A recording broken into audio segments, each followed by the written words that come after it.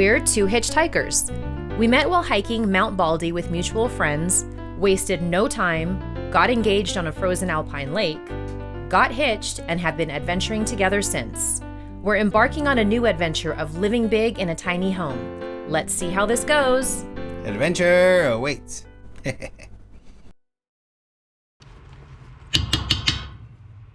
Don't look at it. One thing we have been needing to do is tie down the shed. Wind gusts can get up to 90 miles per hour here, although so far we've only experienced up to 40 miles an hour. In order to do this, we have to bore down these tie downs about 4 feet. So there were no available tools to rent in the area for this tie down project. Ruben had to improvise.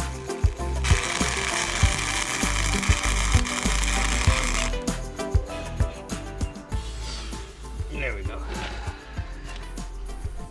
Okay. So what we are doing is we're creating a tool that is very hot right now, so I'm not even going to touch it.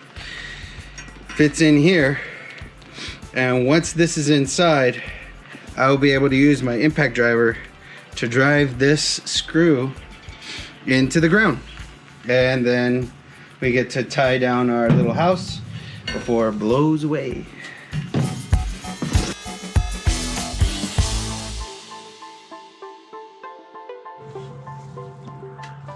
Here is the tree. She fell earlier this year in a windstorm. It's time to take her down. And we are trying to avoid any damage to this fence. And if we don't do something about this, the next windstorm's gonna make it worse. So we've got to take her down now.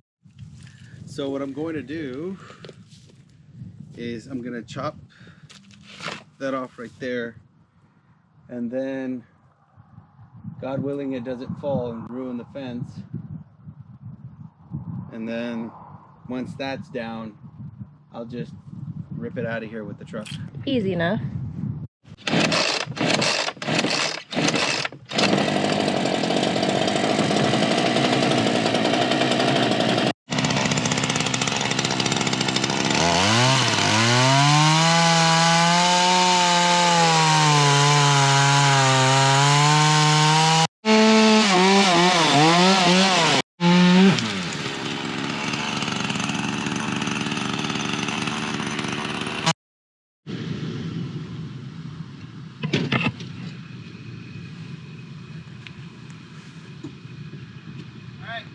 Yell if it's going crazy.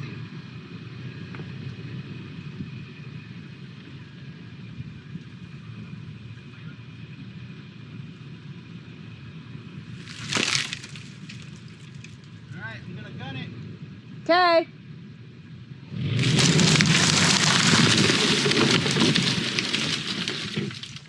Success. The fence is fine. Fence is totally fine. And she's dry. She is dry. Yeah, she's dry. Didn't hit the anything? Nope. Perfect.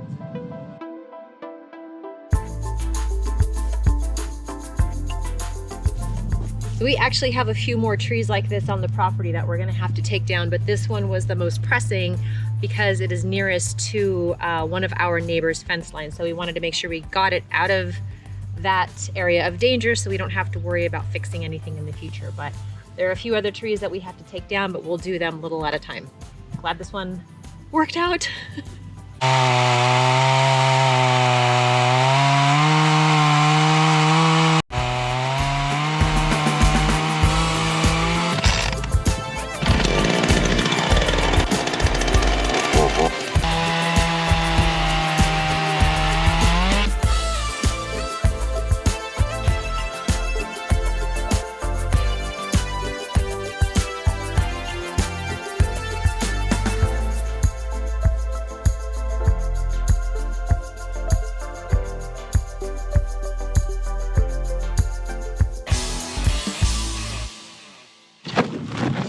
That other part was just the beginning.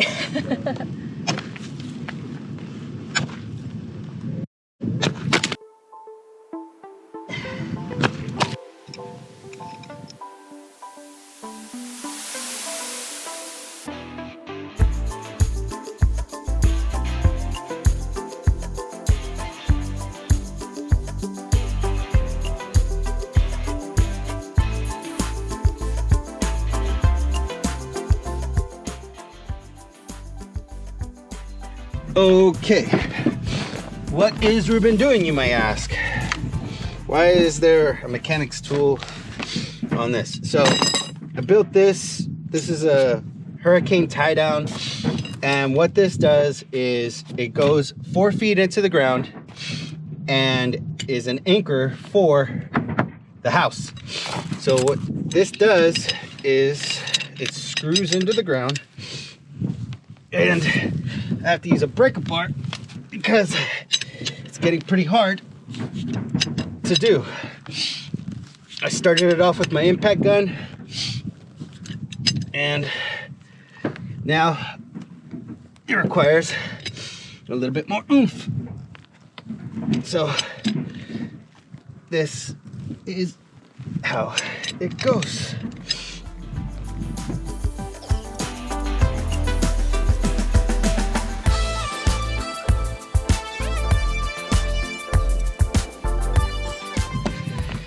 Yeah, more to go.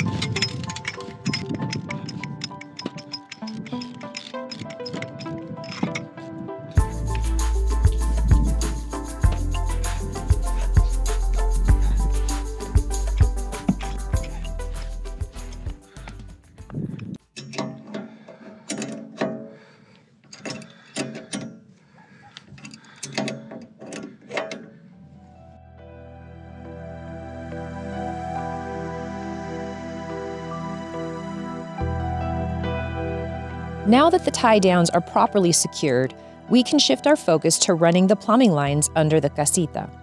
We still don't have subfloor insulation and are losing a lot of precious heat through the floor. But the insulation cannot be placed until the plumbing is installed. So here we go.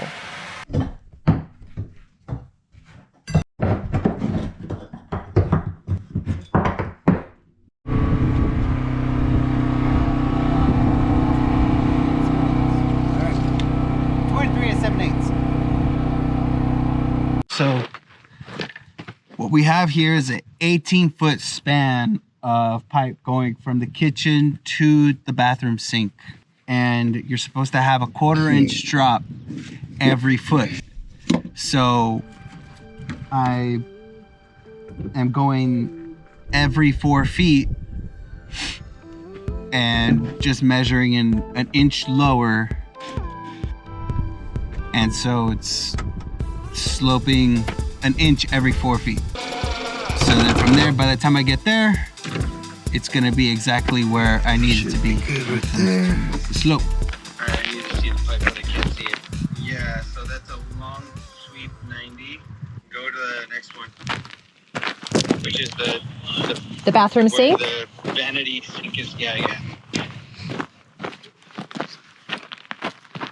Okay, so I have a long sweep 90 right there.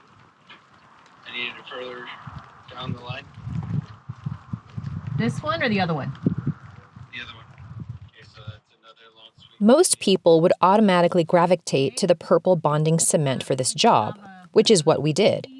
Well, about 3/4 of the way through, Ruben wanted to double check and found out that although many people do use the purple bonding cement, it is specifically made for PVC and not ABS, which is what we are using for our plumbing lines.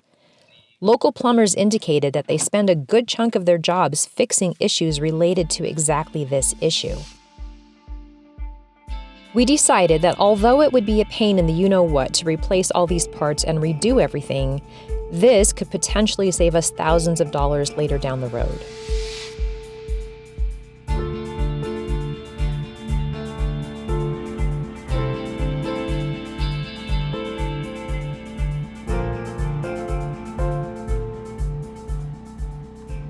With so much going on and winter rolling in so swiftly, we have been feeling like we're about 2 weeks behind where we should be.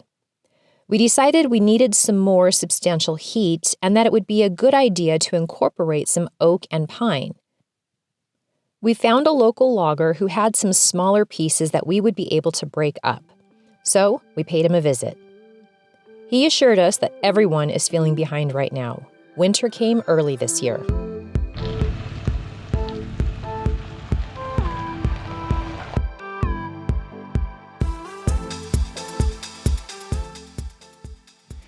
And then put it on the top and on the sides so that no water can get in, and we're open here and we're open to the floor and we're open to the back so that we get the wind going through to dry it out more. Now that we have the firewood we need to build a wood storage structure, even if it's just temporary, to keep our seasoned juniper, oak, and pine dry from above and open to drying wind and sun. Pallet solution to the rescue.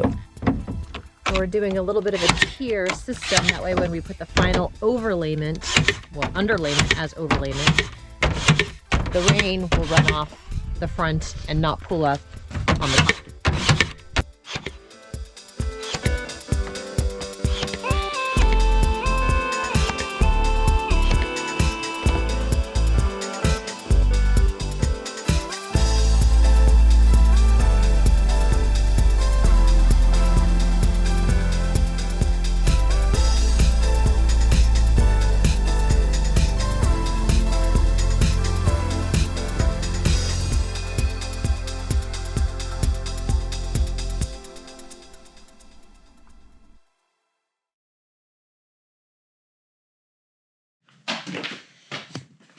So,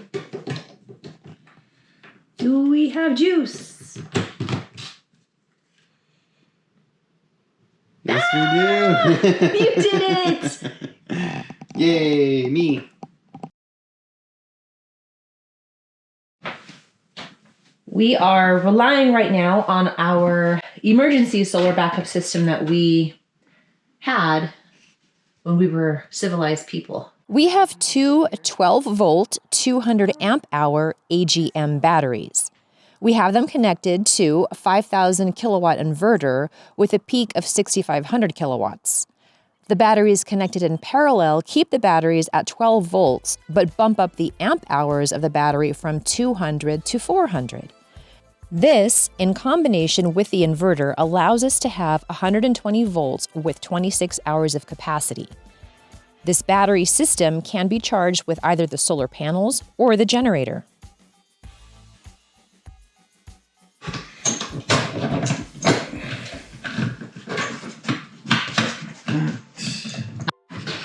Fan circuit breaker is on. I heard a beep. Cool. It's spinning.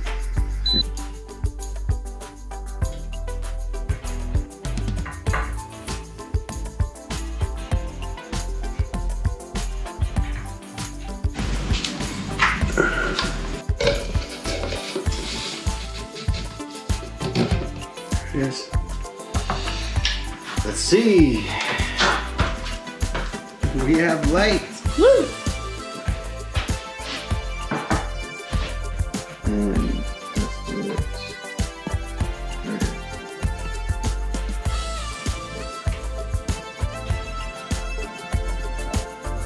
Awesome, we don't have to balance it.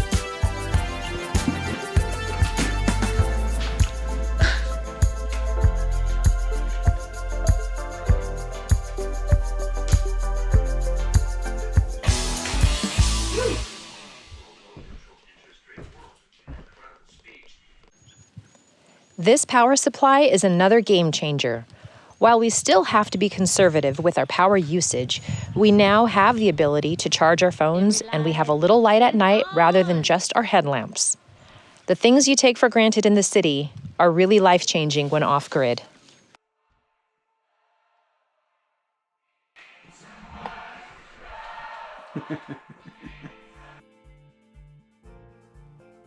Well, winter is officially here to stay. We've been experiencing nights in the 20s and 30s and daytime temperatures in the 40s and 50s. Despite this quick shift in cold weather and having to work outside for most of the time, we were still able to get the tie-downs complete, the firewood secured, the plumbing lines run, and the fan and lights set. We were sort of all over the place with our projects this week, but working with and around the weather basically determined when we were able to tackle what. Considering what we have going on around us, we accomplished quite a bit. There's something special and almost sacred about facing continual obstacles and pressing on in spite of them, knowing that the aches and pains we are enduring, on top of the cold, will one day be worth it. In fact, it already is. Although we sometimes question our sanity, we've never once regretted this decision.